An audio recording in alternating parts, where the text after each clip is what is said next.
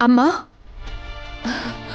ಮಾ, ನೀವು ಯಾವಾಗ ಕಂಡುಬಿಡ್ತಿರೋ ಅಂತ, ನಮ್ಮ ಜೊತೆ ಯಾವಾಗ ಮಾತಾಡ್ತಿರೋ ಅಂತ ನಾವೆಲ್ಲ ವೆಯ್ಟ್ ಮಾಡ್ತಾ ಇದ್ವಮ್ಮ.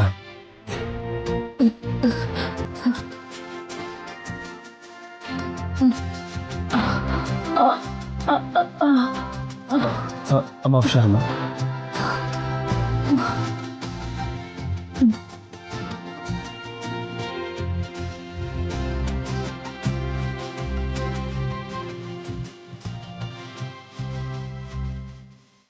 ನಾವ್ಯಾಕೆ ಇಲ್ಲಿದ್ದೀವಿ? ನಾವು ನಾಗವರಕ್ಕೆ ಹೋಗಿದ್ವಲ್ವಾ, ಇಲ್ಲಿಗೆ ಯಾವಾಗ ಬಂದ್ವಿ?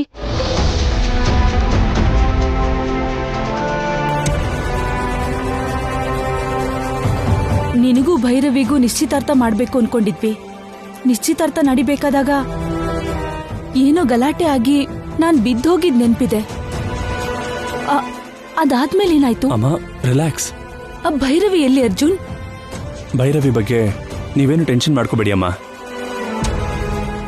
ಭೈರವಿ ಅವ್ರ ಮನೇಲಿ ಆರಾಮಾಗಿದ್ದಾಳೆ. ಅರ್ಜುನ್, ನಿನಗೇನು ಆಗಿಲ್ಲ ಅಲ್ವಪ್ಪ? ಮಾ, ನನಗೇನು ಆಗಿಲ್ಲಮ್ಮ. ಅಮ್ಮ, ನಿನಗೆ ಈಗ ತಾನೇ ಪ್ರಜ್ಞೆ ಬಂದಿದೆ. ನೀನ್ ಹೀಗೆ ಟೆನ್ಷನ್ ಮಾಡ್ಕೋಬಾರ್ದಮ್ಮ. ನೀನ್ ಯಾವ್ದ್ರ ಬಗ್ಗೆನೂ ಜಾಸ್ತಿ ಯೋಚನೆ ಮಾಡಬಾರ್ದು. ಕೂಲ್ ಆಗಿರಮ್ಮ.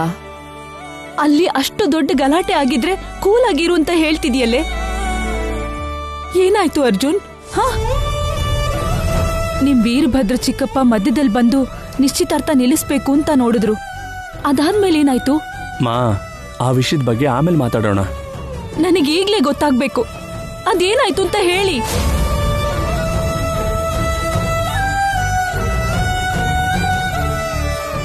ಡಾಕ್ಟರ್ ಹೇಳಿದ್ರು ನೀವು ತುಂಬಾ ಟೆನ್ಷನ್ ತಗೋಬಾರ್ದಂತೆ ಅತ್ತೆ. ಹೌದು ಶಕುಂತಲಾ, ಯಾವ ವಿಷಯದ ಬಗ್ಗೆನೂ ಜಾಸ್ತಿ ಯೋಚನೆ ಮಾಡಬಾರ್ದು ಅಂತ ಹೇಳಿದ್ದಾರೆ. ಅಮ್ಮ, ಅದ್ರ ಬಗ್ಗೆ ಆಮೇಲೆ ಮಾತಾಡ್ಕೋಬಹುದು. ನೀನ್ ಸ್ವಲ್ಪ ರೆಸ್ಟ್ ತಗೋ. ಅಮ್ಮ, ಜ್ಯೂಸ್ ಕುಡಿತೀರಾ? ದುರ್ಗಾ. ಅರ್ಜುನ್, ನಾನ್ ಪ್ರಜ್ಞೆ ತಪ್ಪಿದ್ಮೇಲೆ ಏನಾಯ್ತು ಅಂತ ಹೇಳು.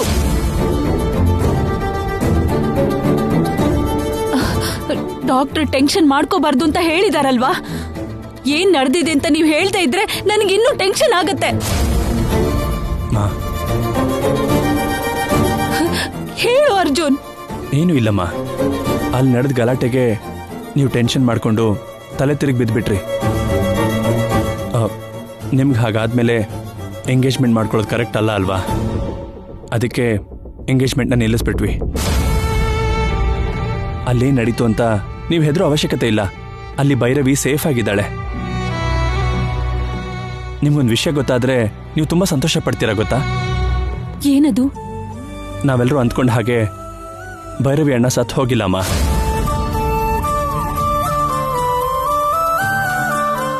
ಹೌದಮ್ಮ, ಆದಿತ್ಯ ಭಾವ ಬದುಕೇ ಇದ್ದಾರೆ.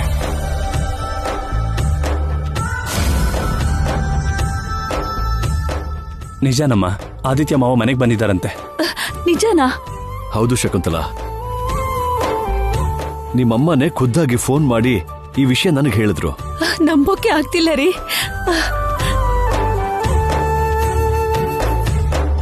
ಅಂದ್ರೆ ನನ್ ಸೋದರಳಿಯ ಸತ್ತೋಗಿಲ್ಲ, ನನ್ ತಮ್ಮನ್ ಮಗ ಬದುಕೇ ಇದ್ದಾನಾ? ಹೌದಮ್ಮ, ಬದುಕೇ ಇದ್ದಾರೆ. ವೀರಭದ್ರ ಚಿಕ್ಕಪ್ಪ ಅವನ ಮಗ ರುದ್ರನಿಗೂ ಭೈರವಿಗೂ ಬಲವಂತವಾಗಿ ಮದುವೆ ಮಾಡೋ ಪ್ರಯತ್ನ ಮಾಡ್ತಿದ್ದಾಗ ಆದಿತ್ಯ ಭಾವ ಬಂದು ಆ ಮದುವೆನ ನಿಲ್ಲಿಸಿ ಅವರಿಬ್ಬರನ್ನ ಮನೆಯಿಂದ ಕಳಿಸ್ಬಿಟ್ರಂತೆ. ಆದಿತ್ಯ ಅವನನ್ನ ಕಳ್ಸಿದ ಹಾಗೆ ನನ್ನನ್ನು ನೋಡ್ದ ಅಂದ್ರೆ ಇನ್ನು ನನ್ನ ವಿಷಯದಲ್ಲೂ ಕೂಡ ನಿಜ ಹೇಳ್ಬಿಡ್ತಾನೆ. ಆಗ ನನ್ನ ಪರಿಸ್ಥಿತಿ ಏನಾಗತ್ತೋ ಅರ್ಥ ಆಗ್ತಾ ಇಲ್ಲ. ನನ್ ಸೋದರಳಿ ಆದಿತ್ಯನ ಯಾವಾಗ್ಲೂ ಚಿಕ್ಕ ವಯಸ್ಸಲ್ಲಿ ನೋಡಿದ್ದೆ. ಅವನನ್ನ ನೋಡ್ಬೇಕು ಅನಿಸ್ತಿದೆ ಅರ್ಜುನ್. ಈಗ್ಲೇ ನೋಡ್ಬೇಕು. ಅವ್ರ ಮನೆಗೆ ಹೋಗಣ್ವಾ? ನಡೀರಿ.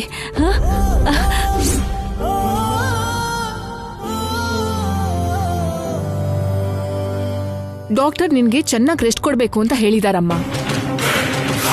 ನೀನು ಲಾಂಗ್ ಜರ್ನಿ ಮಾಡಬಾರ್ದು. 4 days ಆದ್ಮೇಲೆ ಹೋಗೋಣ ಅಮ್ಮ. ಒಂದಿನ ಕೂಡ ಕಳಿಯೋಕ್ಕಾಗಲ್ಲ. ನಾನು ಈಗ್ಲೇ ಆದಿತ್ಯನ್ ನೋಡ್ಬೇಕು. ಅರ್ಜುನ್, ನಾವೀಗ್ಲೇ ಹೋಗೋಣ.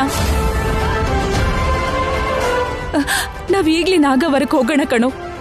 ಆದಿತ್ಯ ನಿಮ್ ಚಿಕ್ಕಪ್ಪನ ಚಿಕ್ಕಮ್ಮನ ಕಳ್ಸಿರೋದ್ರಿಂದ ಈಗ ನಿನ್ ಮದ್ವೆ ತಡೆಯೋದಕ್ಕೆ ಬೇಡ ಅನ್ನೋಕೆ ಯಾರೂ ಇರಲ್ಲ. ಭೈರವಿಗೂ ನಿನ್ಗೂ ತಕ್ಷಣನೇ ಮದ್ವೆ ಮಾಡ್ಬೇಕು.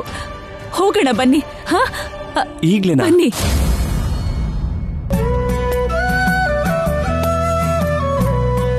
ಮಾ, ನಿಮಗೆ ಈಗ ತಾನೇ ಪ್ರಜ್ಞೆ ಬಂದಿದೆ. ನೀವು ಸ್ವಲ್ಪ ರೆಸ್ಟ್ ತಗೊಂಡ್ಮೇಲೆ ನಾವು ಹೋಗೋದ್ರ ಬಗ್ಗೆ ಯೋಚನೆ ಮಾಡೋಣ. ನನಗೆ ರೆಸ್ಟ್ ಏನು ಬೇಕಾಗಿಲ್ಲ. ಹೋಗೋಣ ಬನ್ನಿ. ಹಾ, ಅರ್ಜುನ್, ಈಗ ನಾವು ಬೇಡ ಅಂದ್ರೆ ಅತ್ತೆ ಇನ್ನೂ ಟೆನ್ಷನ್ ಮಾಡ್ಕೋತಾರೆ. ನಾವು ಹೋಗೋದೇ ಬೆಟರು.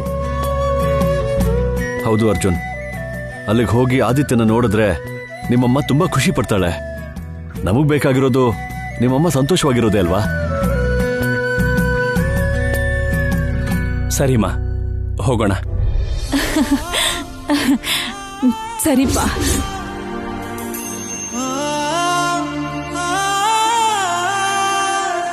ಸಾನ್ವಿ, ಹೋಗಿ ರೆಡಿ ಆಗು.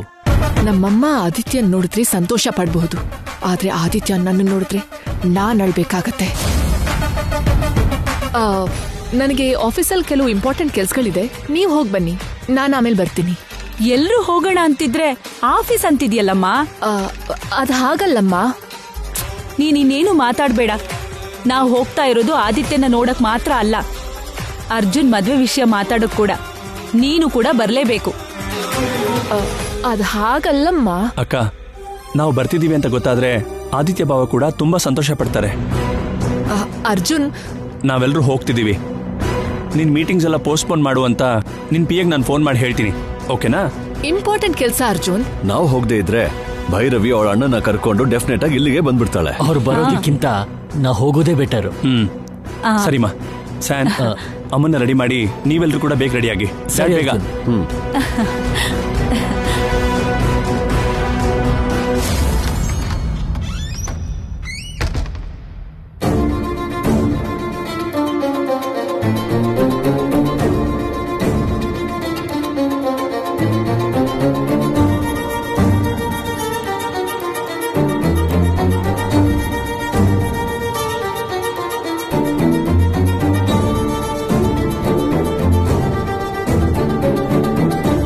ಅಮ್ಮನ್ನ ಬದುಕಿಸ್ಕೊಳ್ಳೋದಕ್ಕೆ ಸಿದ್ಧ ಪುರುಷರು ಮಣಿನ್ ತಗೊಂಡ್ ಬಾ ಅಂತ ಹೇಳ್ತಿದ್ದ ಹಾಗೆ ನನ್ನ ಪ್ರಾಣಕ್ಕೂ ಹೆದರದೆ ಆ ಮಣಿನ್ ತಗೊಂಡ್ ಬಂದೆ.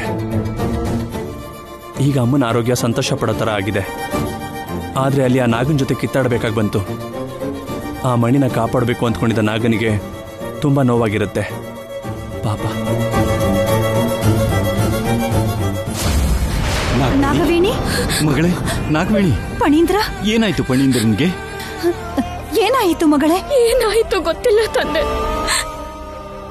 ಮಾವ ಹೇಗೆ ಪ್ರಜ್ಞೆ ತಪ್ಪಿದ್ದಾರೆ. ನೀನು ನಾನು ಒಂದೇ ಎನ್ನುವ ಹಾಗೆ ಒಂದಾಗಿ ಬೆಳೆದೆವು. ಇಬ್ಬರ ಪ್ರಾಣವು ಒಂದೇ ಎನ್ನುವ ಹಾಗೆ ಪ್ರೇಮಿಸಿದೆವು. ನನ್ನ ಮಲ್ಲಿ, ನನ್ ಯಾಕೆ ಹಿಡ್ಕೊಂಡಿದ್ಯಾ? ಬಿಡು ಬಿಡು.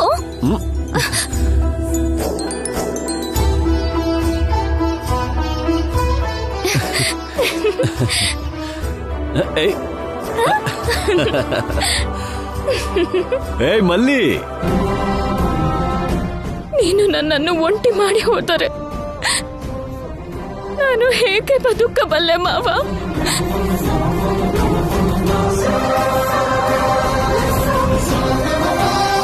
ನೀನು ಮತ್ತು ಪಣೀಂದ್ರ 100 ಕಾಲ ಜೊತೆಯಾಗಿರುವಿರಿ ಎಂದುಕೊಂಡಿದ್ದೆ. ಇಂಥ ಸನ್ನಿವೇಶ ಬರುತ್ತದೆ ಎಂದು ಕನಸಿನಲ್ಲೂ ಊಹೆ ಮಾಡಿರಲಿಲ್ಲ.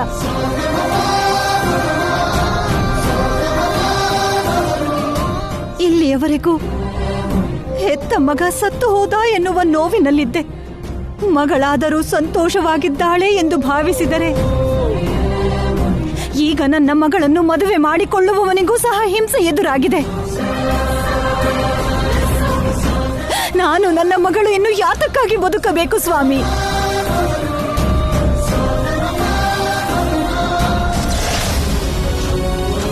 ಒಂದು ಕ್ಷಣವಾದರೂ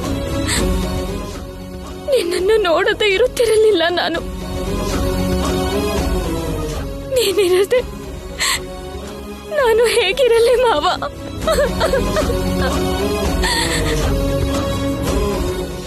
ನೀನಿಲ್ಲದ ಜೀವನ ನನಗೆ ಬೇಡ ಮಾವ. ಸಾವಾದರೂ ಬದುಕಿ ಆದರೂ ನಿನ್ನ ಜೊತೆಯಲ್ಲೇ.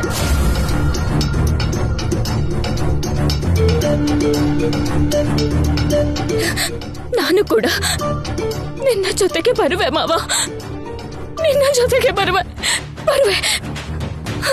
ಅಮ್ಮ ನಾಗವೇಣಿ, ನಾಗವೇಣಿ, ಅಮ್ಮ ನಾಗವೇಣಿ, ನಾಗವೇಣಿ, ಅಯ್ಯೋ ಅಮ್ಮ ನಾಗವೇಣಿ, ನಾಗವೇಣಿ, ನಾಗವೇಣಿ ಮಗಳೇ. ನಾಗವೇಣಿ. ಏನಮ್ಮ ಇದು? ಏನಮ್ಮ ಇದು? ನನ್ನ ಮಾವನ ಜೊತೆ ಜೀವನವನ್ನು ಹಂಚಿಕೊಳ್ಳುವ ಅದೃಷ್ಟ ಹೇಗೂ ಇಲ್ಲ. ನನ್ನ ಮಾವನಿಗಾಗಿ ಸಾಯುವ ಅದೃಷ್ಟವು ನನಗಿಲ್ಲವೇ?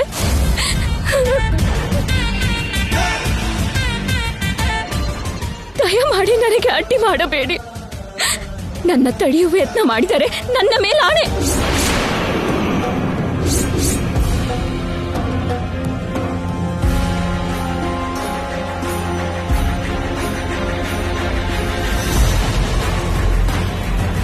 ನಾನು ಕೂಡ ನಿನ್ನ ಬಳಿ ಬರುವೆ ಮಾವ, ಬಂದು ಬಿಡುವೆ. ನಾಗವೇಣಿ. ಮಗಳೇ, ಮಗಳೇ ನಾಗವೇಣಿ. ಅಯ್ಯೋ ಸ್ವಾಮಿ, ಅಮ್ಮ ನಾಗವೇಣಿ, ಬೇಡ ನಾಗವೇಣಿ, ಅಮ್ಮ ನಾಗವೇಣಿ, ಬೇಡಮ್ಮ. ನಾಗವೇಣಿ, ಅಮ್ಮ ನಾಗವೇಣಿ, ನಾಗವೇಣಿ, ಬೇಡಮ್ಮ. ಸ್ವಾಮಿ ನೀವಾದರೂ ಹೇಳಿ ಸ್ವಾಮಿ.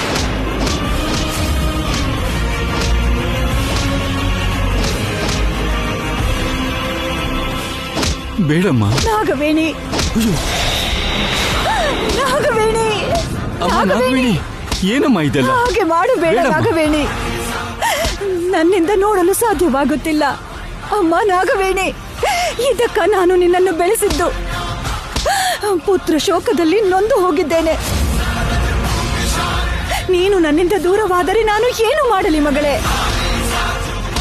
ಆವೇಶದಲ್ಲಿ ಇಂತಹ ನಿರ್ಣಯ ತೆಗೆದುಕೊಳ್ಳಬಾರದು ಮಗಳೇ. ಹೇಳುವುದನ್ನು ಕೇಳು ಮಗಳೇ.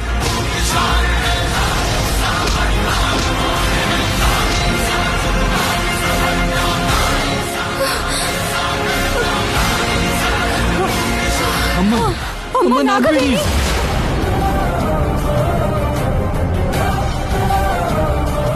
ಮಗಳೇ ನಾಗವೇಣಿ.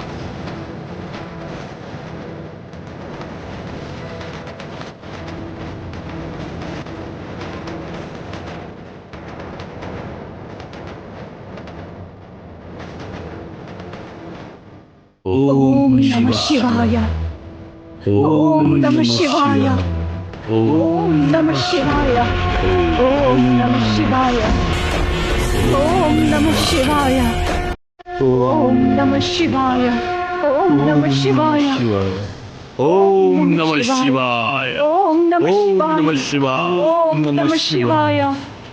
ಓಂ ನಮಃ ಶಿವಾಯ.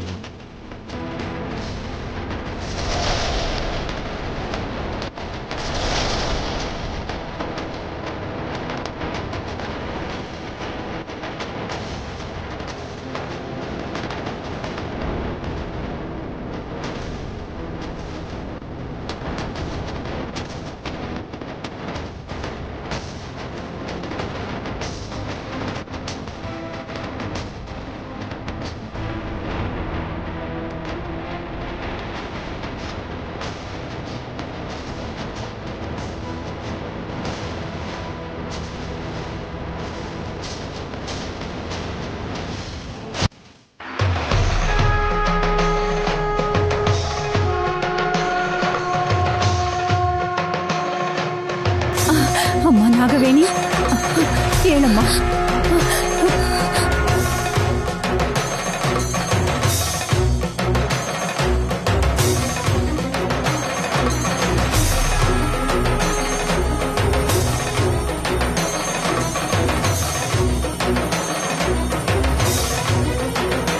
ಪ್ರಾಣ ತ್ಯಾಗ ಮಾಡಿದ ಮಾತ್ರಕ್ಕೆ ಹೋಗಿರುವ ಒಂದು ಪ್ರಾಣ ತಿರುಗಿ ಬಾರದು. ಹೋಗಿರುವ ನನ್ನ ಮಾವನ ಪ್ರಾಣ ಹಿಂದಿರುಗದೇ ಇರುವುದರಿಂದ ನನ್ನ ಪ್ರಾಣವನ್ನು ಕೂಡ ಕಳೆದುಕೊಳ್ಳೋಣ ಎಂದು ಭಾವಿಸಿದೆ.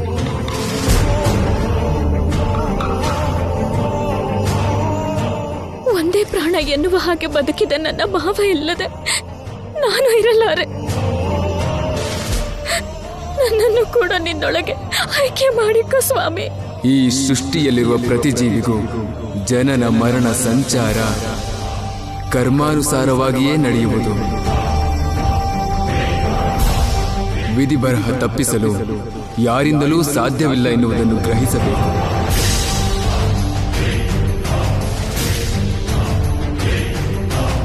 ವಿಧಿ ಬರಹ ತಪ್ಪಿಸಲಾರೆ, ಎದುರಿಸಲಾರೆ ಎಂದು ತಿಳಿದಿರುವುದರಿಂದಲೇ ನನ್ನ ಬರಹವನ್ನು ಬದಲಾಯಿಸಿಕೊಳ್ಳೋಣ ಎಂದುಕೊಂಡೆ. ನನ್ನ ಕ್ಷಮಿಸು ಸ್ವಾಮಿ. ನಿನ್ನ ಮಾವ ಸಾವನ್ನಪ್ಪಿಲ್ಲನಾದರೂ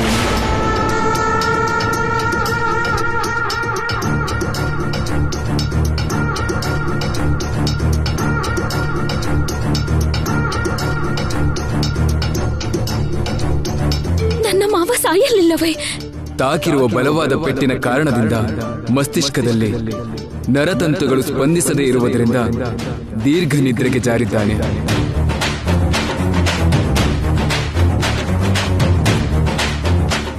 ದೀರ್ಘ ನಿದ್ರೆ ಎಂದರೆ ಹೆಚ್ಚು ಕಡಿಮೆ ಬದುಕಿದ್ದರೂ ಮರಣದಲ್ಲಿದ್ದಂತೆ. ಆ ದೀರ್ಘ ನಿದ್ರೆಯಿಂದ ಮತ್ತೆ ಎದ್ದರೆ ಬದುಕುವನು, ಒಂದು ವೇಳೆ ಏಳದೆ ಹೋದರೆ ಮರಣ ಹೊಂದುವನು.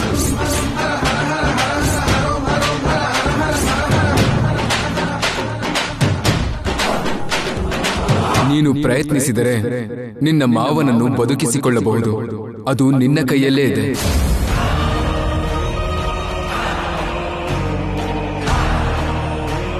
ನನ್ನ ಮಾವನನ್ನು ನಾನು ಹೇಗೆ ಬದುಕಿಸಿಕೊಳ್ಳಲಿ ಸ್ವಾಮಿ? ನಿಮ್ಮ ಸರ್ಪ ಜಾತಿಗೆ ಒಂದು ವಿಶಿಷ್ಟ ಲಕ್ಷಣವಿದೆ. ಅದೇನೆಂದರೆ ಏನನ್ನಾದರೂ ಸಾಧಿಸಬೇಕೆಂದುಕೊಂಡರೆ ಅಂದುಕೊಂಡಿದ್ದನ್ನು ಸಾಧಿಸುವವರೆಗೂ ನೀವು ವಿಶ್ರಮಿಸುವುದಿಲ್ಲ. ಅದೇ ನಿಮ್ಮ ಸರ್ಪ ಜಾತಿಗಿರುವ ದೊಡ್ಡ ಲಕ್ಷಣ. ಈ ಸೃಷ್ಟಿಯಲ್ಲಿರುವ ಎಲ್ಲ ಜೀವರಾಶಿಯಲ್ಲೂ ಮತ್ತೊಂದು ಜೀವಿಗೆ ಇರಲಾರದ ಪ್ರತ್ಯೇಕವಾದ ಮತ್ತೊಂದು ಲಕ್ಷಣ ಎರಡು ಜಾತಿಗೆ ಮಾತ್ರವೇ ಇರುವುದು. ಆ ಎರಡರಲ್ಲಿ ಪ್ರಥಮ ಸ್ಥಾನ ನಿಮ್ಮ ಸರ್ಪ ಜಾತಿಗೆ ಸಲ್ಲುವುದು. ಆ ಪ್ರತ್ಯೇಕವಾದ ಲಕ್ಷಣವನ್ನು ನೀನೇ ಗುರುತಿಸಿ ಗ್ರಹಿಸಿ ಕಾರ್ಯ ಸಾಧನೆಗೆ ಉಪಯೋಗಿಸಿದರೆ ನಿನ್ನ ಮಾವನನ್ನು ನೀನು ಬದುಕಿಸಿಕೊಳ್ಳಬಹುದು.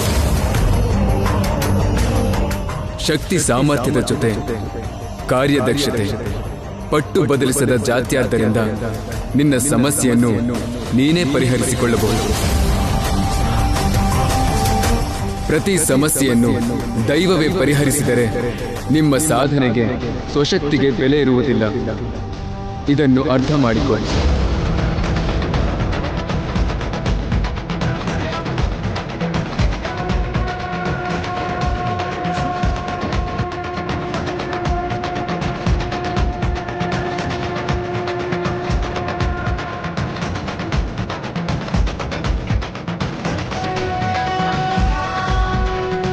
ಓಂ ನಮಃ ಶಿವಾಯ. ಓಂ ನಮಃ ಶಿವಾಯ. ನಮಃ ಶಿವಾಯ.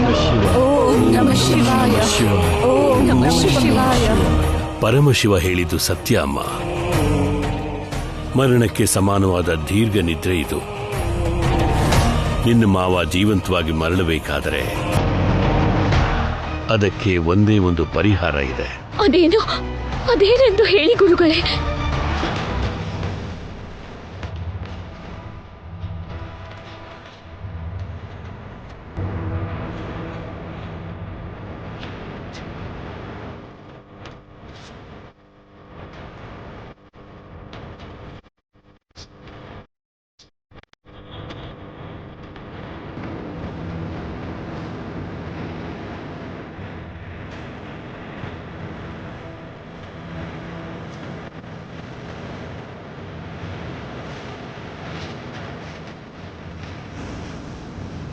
ನಿನ್ನ ಮಾವ ಈ ದೇವಾಲಯದಲ್ಲಿರುವ ಸಂಜೀವಿನಿ ಮಣಿಯನ್ನು ಕಾಪಾಡಲು ಹೋಗಿ ಎಷ್ಟೋ ಕಾಲದವರೆಗೆ ಹೋರಾಟ ಮಾಡಿದ್ದಾನೆ. ಓರ್ವ ಮಾನವ ಎದುರಿಸಿ ಆ ಮಣಿಯನ್ನು ತೆಗೆದುಕೊಂಡು ಹೋಗಿದ್ದಾನೆ.